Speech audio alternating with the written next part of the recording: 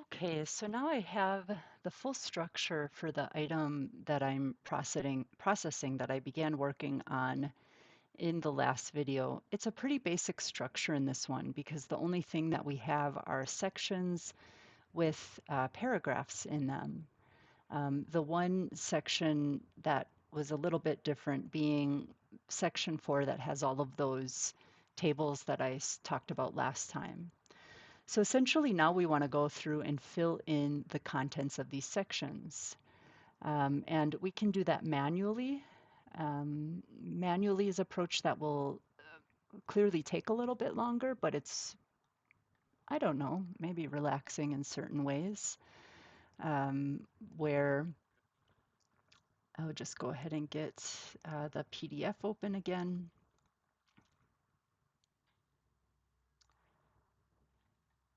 Where what I'll essentially be looking at doing is just copying the content over, like you saw me do with the abstract.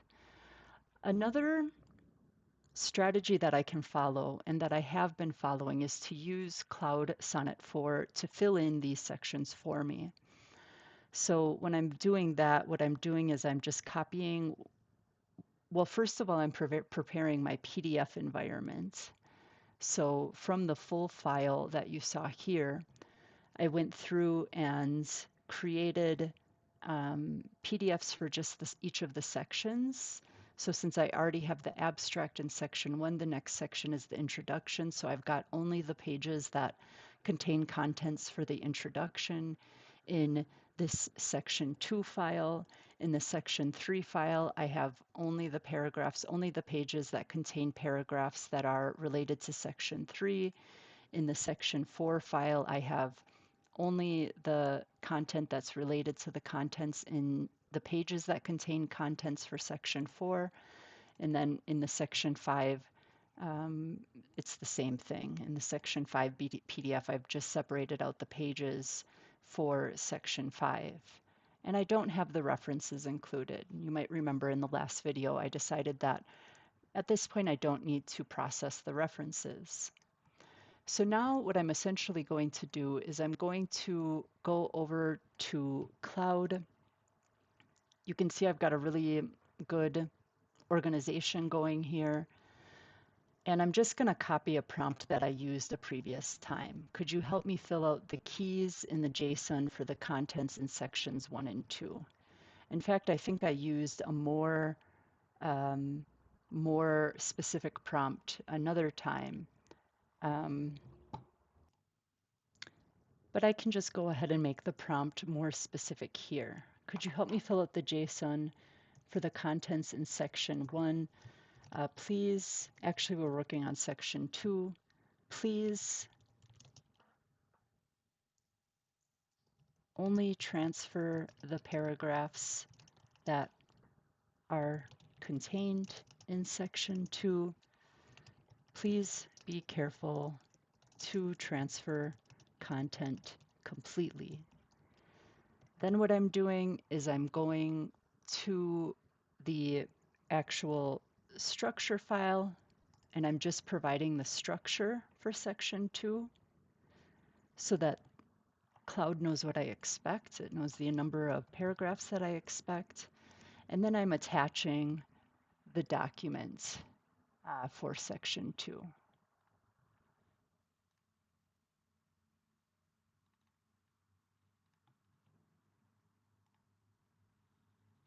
I've created these smaller files with just a few pages, just the pages that correspond to the section so that I'm using a little bit less compute power to process this.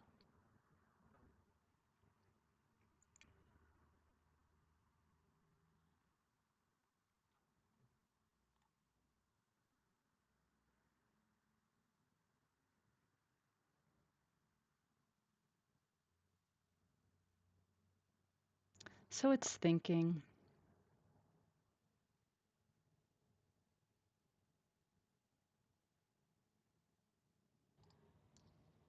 Okay, so I paused the recording there a little bit because it doesn't pay to have, you watching Claude generate content, but essentially we've got the 15 paragraphs generated now. So I'm just going to copy those, replace them. I'll get my paragraph back in there. And then what I'll want to do is go through and verify that Claude transferred the content in full. By the way, if I want to have all of these contents that I'm highlighting going back a tab, I click Shift Tab, and that makes them all go back at the same time. I'm not going to be able to get the alignment that I want there. I can use the JSON beautifier in a minute to do that. So I'm just going to go through and make sure that I have everything because, like I said, sometimes Claude gets a little bit tired, a little bit lazy, and doesn't want to convert everything. So I've got everything in the first two paragraphs. Here's something interesting. Claude is understanding that because quotes are used to denote the keys, we wrap our keys in quotes and then we wrap the values that correspond in keys as quotes.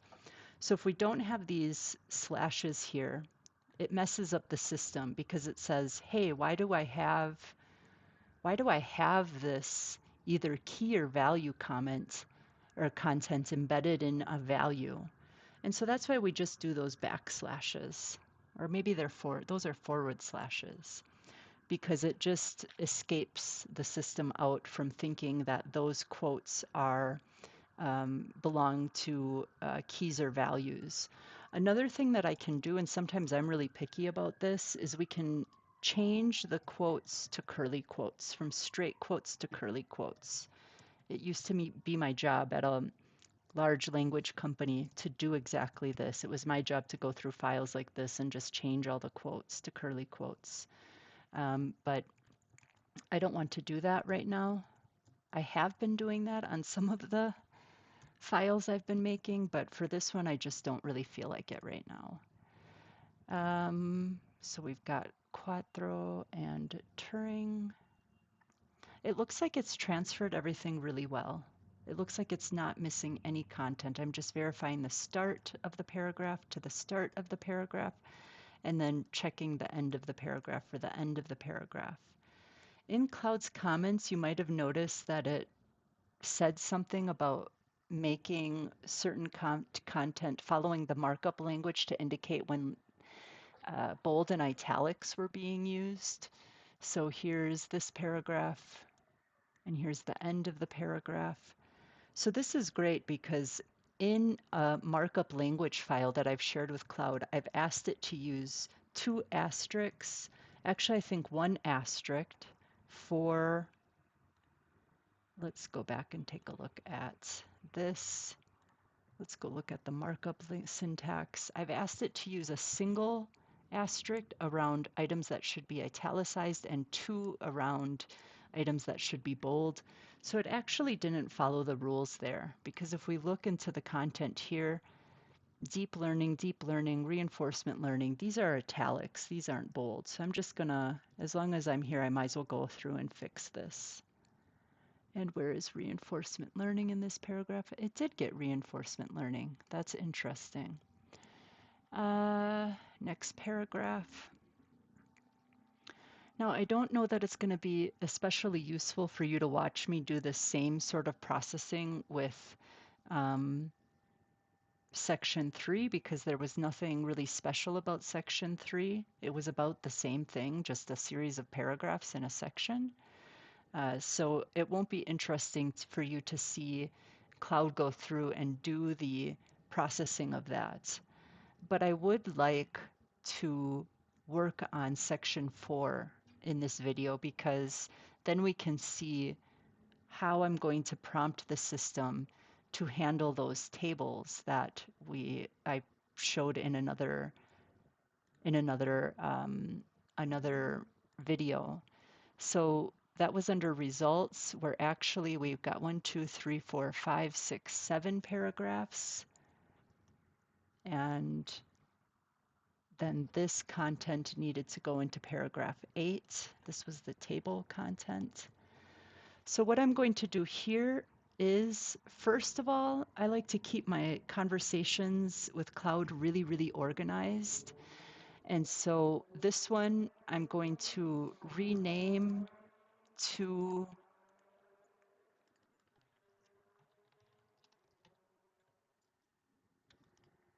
and then I'm going to start a new conversation for section 3 so that I'm not, because if I process section 3 in this same conversation, what Cloud's going to do is it's going to go through and reread this, reread all of this in the next message I send.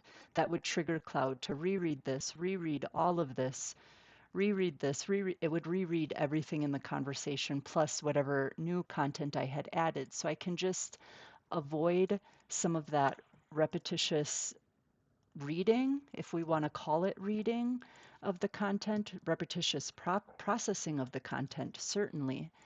Um, and we're working on section 4 this time. I'm going to go out of order a little bit. Please follow the example in P48 for how tables should be processed. Let's see if that instruction is enough to get us what we want for those tables with what I decided for how I was going to handle the tables. I picked an easy route. I decided not to do, some sort of a really involved table processing. So I'm going to give the prompt. I've attached the file and given the prompt. I'll pause the video for a moment while Cloud generates. Okay, so here we've got the structure. Cloud didn't do this one in the artifact this time, and it's gotten frozen because I can't, it's stopped, but it did give the contents. So rather than like refreshing the page and having all of the processing happening again, I'm just going to be satisfied with that. I'm going to copy the completed sections in, and then I'm just going to go and verify once again, does the contents here reflect what's actually in the paper? And most importantly, how did it handle those tables? So that was an easy paragraph, easy paragraph. Okay, so this was the one that we added in. That was item 5. And here it did. Item 9.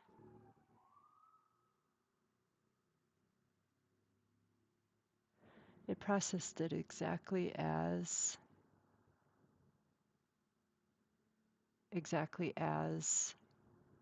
we asked it to. We showed it an example of what we wanted, and it processed it exactly like I wanted it to. Item 15.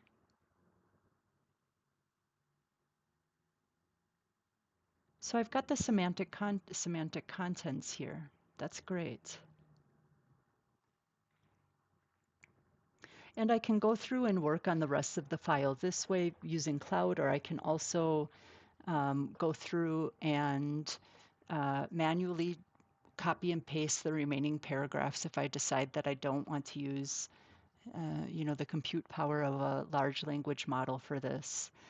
I'm going to share as part of the materials, I'll share among the items that I'll be sharing is this sample prompts for corpus conversion in case this helps with an example of the full processing of a file in a file where both references and figures have also been processed. So maybe those prompts will also help you to do your work.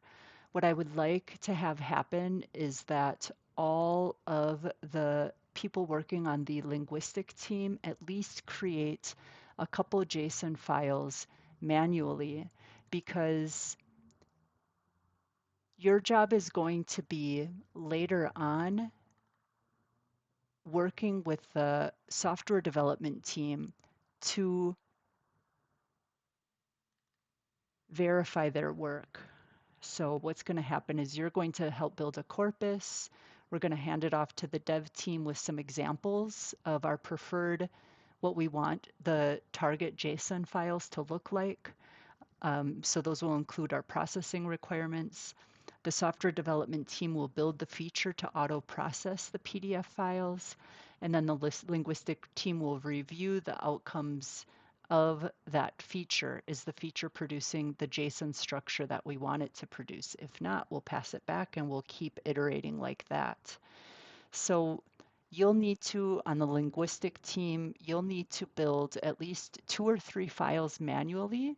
That's going to be a great opportunity to learn about exactly what is the required schema that we have that we're following, so that later on, so that we can not only provide examples of the format that we're looking for to the development team, but then later on when we're reviewing the efficacy, I guess, of the corpus auto processing feature, we can check, right? We'll know what we're looking for when we check the JSON files that are a result of this automatic feature. After that, we'll move on to machine learning clustering, or I guess this is a little bit irrelevant for now, but that's where we're trying to get to. We're trying to get to a point where we've got results okay so that we can move to the next stage of the project. A last thing I'll say in this video is that if you're looking for, like this was a pretty easy file that I gave an example of. It only contains sections and the embedded paragraphs in those sections. If you go into actually I'll go into the GitHub repo that we're working from. If you go to the GitHub repo that we're working from, which is Pragmatic Auto-Translator version 2, and go to the corporate GAI folder, you've got examples here of previous items that have been processed. So if you run into things like tables, figures, things like that, and you're curious, how should I handle this in a JSON file? Please feel free to go check previous processed files that I've created in order to see if the specific feature that you're looking for is covered in one of these files. Also, don't hesitate to reach out to me directly and say, hey, listen, in this JSON file, I have tables. What's the approved schema for that? Because then I'll be able to tell you, I remember processing tables in such and such a file, and let's go take a look there at how I handled it there, and then we can, look at it and see if we believe it's a good way to process or to handle that similar feature. Let's see, I think we have one more video after this where I demonstrate what we're going to do with yep, I can cover these 2 items in one last video.